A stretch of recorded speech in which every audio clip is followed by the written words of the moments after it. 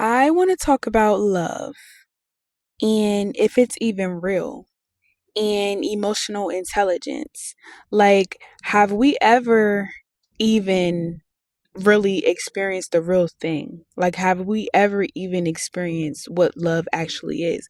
Because most of what we call love is really us just projecting on another person and not wanting to feel alone.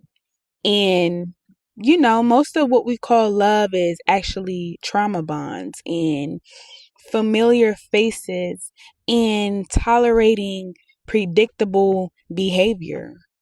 Even when it's toxic. Most of what we call love is actually, you know, rumination and anticipation and hope. You might come across somebody who really cares, but that's rare. And in reality, most of the time, people don't really care about you. They only care about how you make them feel. They want you to, stroke their ego all the time. They want you to fit a certain image that they created in their mind. That's why they want constant communication, constant validation, constant access, constant, you know, updates.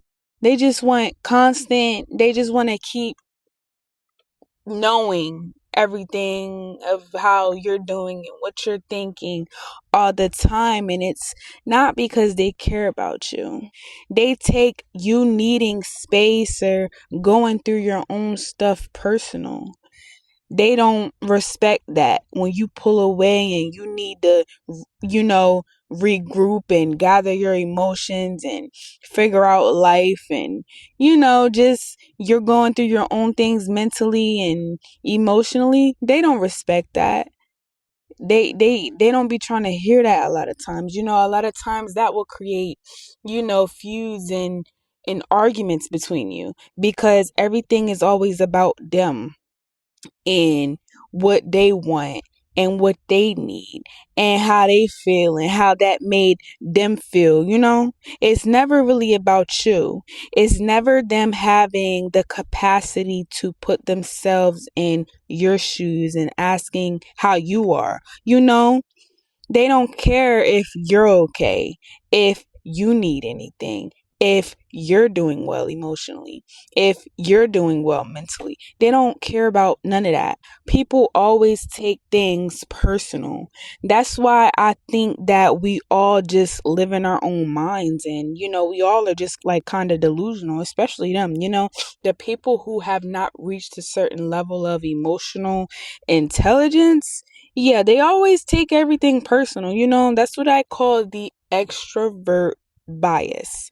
But the good thing is we can make love feel real because manifestation is all we have.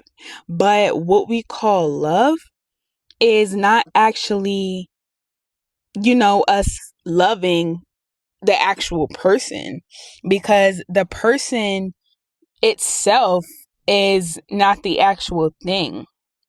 That person is not the definition of love.